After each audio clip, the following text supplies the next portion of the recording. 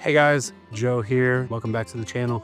It has been quite a minute since I've given any kind of update on the van. Life has been crazy. The last time you saw us, we bought this van back in August, and back in the fall was a pretty crazy time. We had a bunch of stuff in our house breaking. Refrigerator broke, our dishwasher broke. My wife's everyday driving van just had multiple problems to the point where we had to sell it and buy another everyday driving van, minivan, and our deck was rotting and we had to replace the deck boards out there. Just tons of little things here and there that just kept us from getting to the van. And then, you ride up on the holidays and times are just busy. So we really have not done a ton to the van. There's been a few things I've been able to accomplish over the last week, a couple of weeks, but I've been doing a really terrible job of documenting. I just figured I'd show you a couple of those things. You'll see here I got the ceiling, the old factory ceiling removed, and it's all bare right now. We just bought the insulation, so that's getting ready to go in. We installed some swivel seats. The seats go all the way around. We've got them to where when we're parked, you'll be able to have meals. And speaking of meals, I also installed a table that we'll use for when we're driving. The kids will be able to put all their stuff on there, but it's also for when we're parked. We can turn those swivel seats around, eat dinner right there, and we've got a nice little dining area. So use the Lagoon mount and some 2020 aluminum extrusion to make that happen.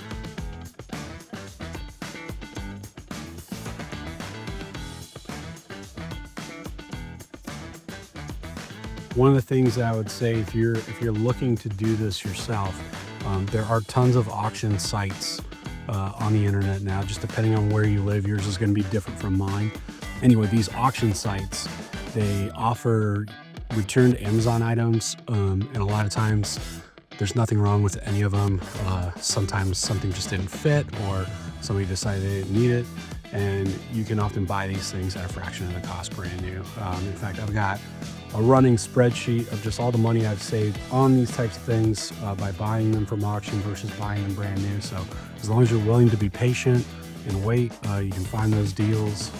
But yeah, I would say about 90% of our van has, at least the stuff that we've got for it, has come from an auction site. So for instance, I've gotten solar panels.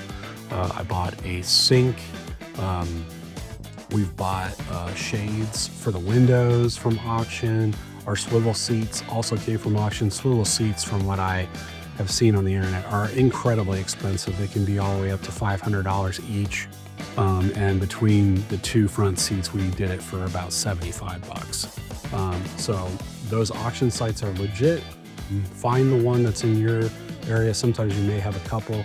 Yeah, keep an eye on those auctions to save yourself some money. For the power system that we're going to use in the van, we are using the EcoFlow Delta series for power. EcoFlow makes a really cool tool called the alternator charger, and it's actually extremely easy to set up in the van. I had my doubts because I thought I was going to have to drill a hole through the front, where the battery normally would be in a car, and run it all the way to the back where I want to keep my power. The battery for the Sprinter is actually in the floor right up in front of the driver's seat, which makes it so much easier to be able to run that cable to the power supply in the back. And anyway, so what this alternator charger does is while you're driving, it's pulling the power, the kinetic energy off the alternator, putting it into your batteries. So those batteries are going to be used for everything from lighting to AC, to just little receptacles on the wall that we'll use to charge electronic devices, computers, phones, tablets. So that seems like that's going to be a really great system for this van. Again, we're not living out of this van, so if you're planning to build a van that you want to live out of, you may need something a little bit more robust than what we're doing. We've got 3 EcoFlows that we're going to tie together, see how that goes. I think you can daisy chain up to 4, so if we need to add one more, we will. But as it stands right now, it seems like that's going to be all we need for just our regular kind of like 2, 3, 4 day long camping trips. And obviously if you're at a campsite, you can always plug into, power. We ended up buying 3M thin slate insulation for the van. And this was an easy one for the kids to be able to help pitch in and get all the insulation installed in the van. We're putting in the furring strips. It's been a long time coming between getting all the proper screws, riv nuts.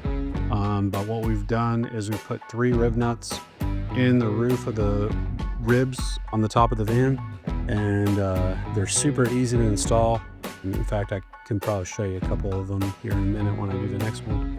But you just drill the holes, install the riv nuts, and then we've got machine head 1/4-inch screws going into our Baltic birch plywood that we've cut into a 4-inch strip, and just attached it with the screws and a little bit of liquid nails just to make sure it doesn't rattle while we're going down the highway. But so far so good. Looks like our holes and measurements lined up. Now we're going to go ahead and install our next furring strip, and I'm going to kind of show you the process from start to finish. The first thing we need to do is drill out these holes that are factory. The holes are a little smaller than what the riv nut can accept, so we're going to drill those out right now. Okay, ready?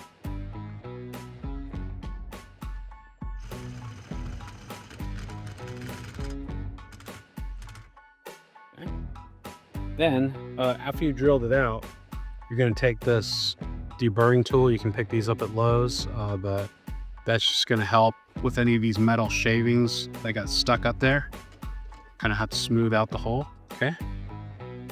And then the next step is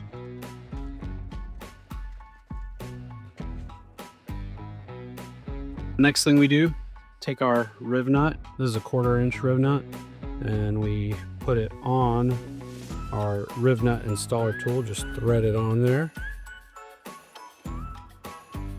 Put that up into our hole that we created. And use a little muscle, and then just unscrew it.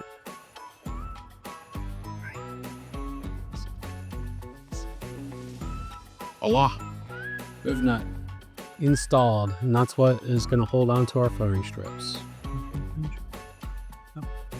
English.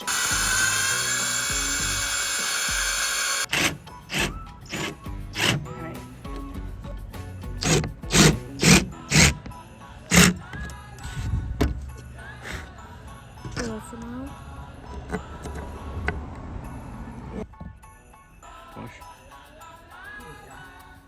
Okay, unscrew it.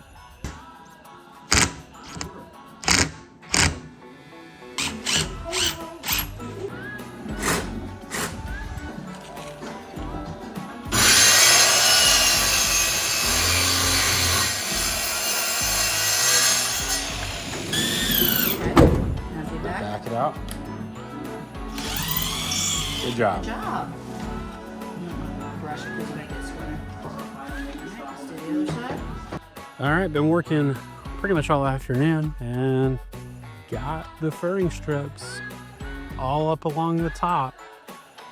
Still got to do the sides and the bottom part, but not bad for a day's work, so we'll get back after it when I got another chance. Unfortunately, it's going to be a busy weekend, so not sure when that's going to be yet.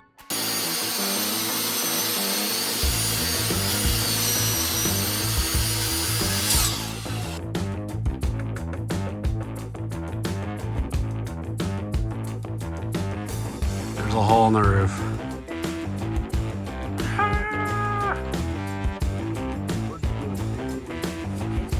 These guys just helped me put that up on the roof. And it's up there. That's amazing. Thank you guys. Welcome, Joe. What? Like and subscribe.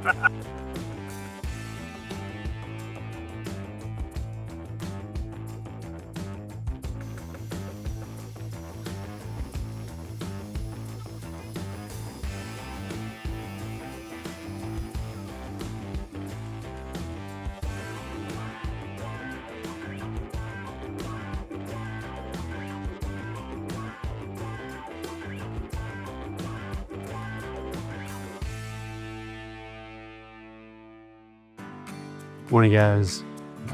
It's actually Sunday morning.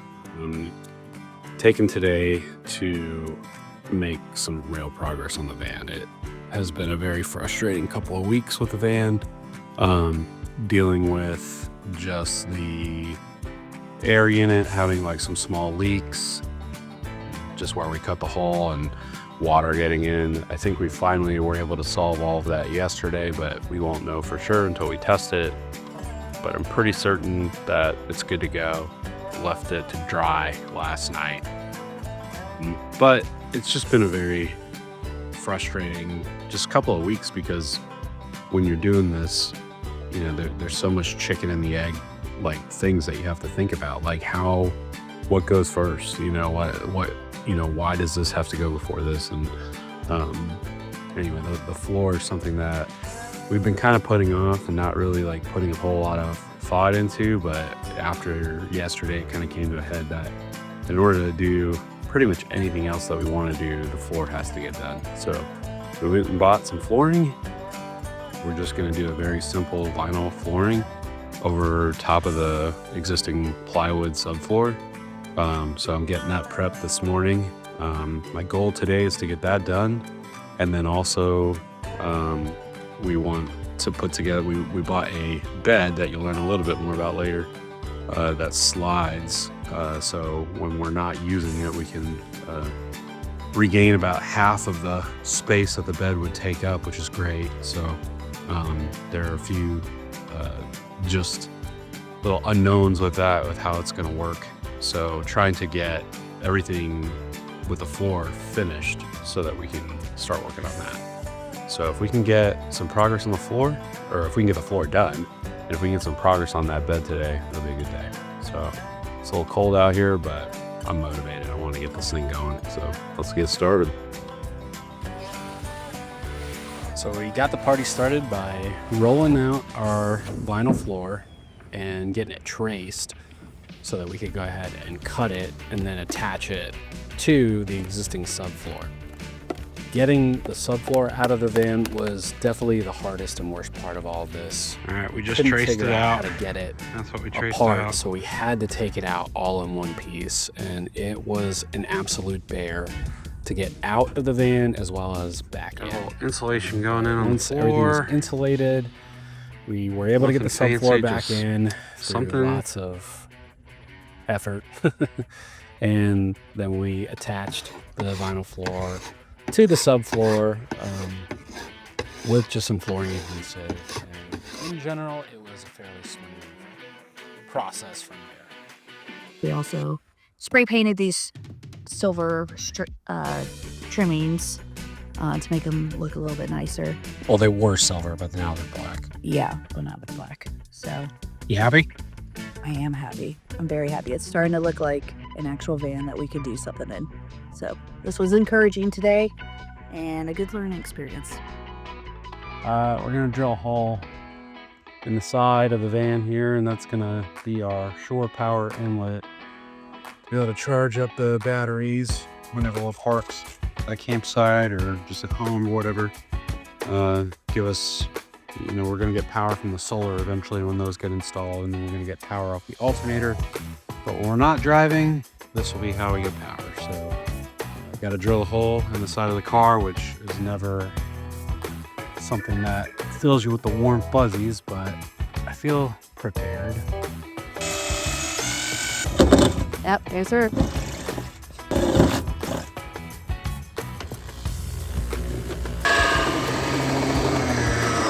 Yep, here's the roof.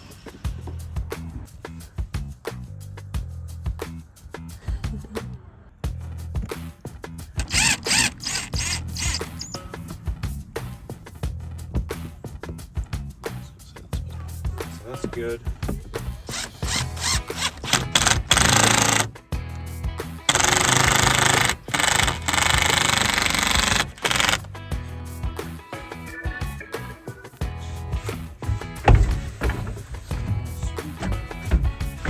It's better than what it was yesterday. After the bed, we got the air conditioner hooked up and working, as well as installed some running boards that we got at auction. So make sure you check out those auction sites. Great deals to be had. Oh, it is. Oh. Running boards installed.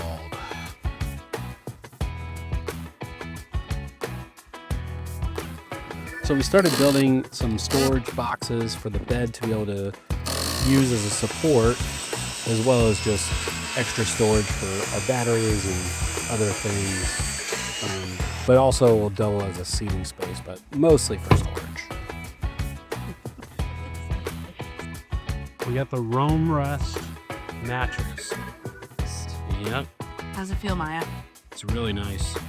So I had toyed around with the idea of like making my own mattress. 100% don't do that. Not worth it. This whole process is so mentally taxing. Like, just spend the money and get this. It's really nice. I'm excited to try it out and sleep on it. It fits perfectly. How is mine? Good. You gonna take a nap now?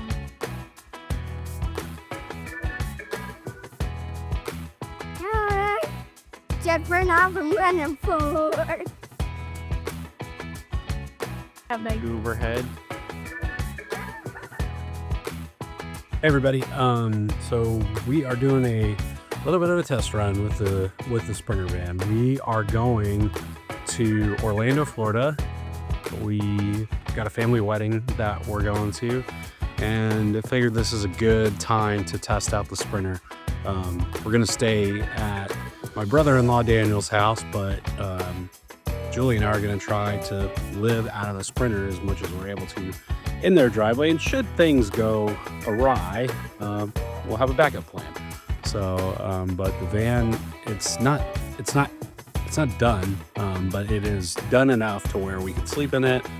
We've got AC, the flooring is in, it's workable. So we're gonna try to do that, and I'll let you know how it goes.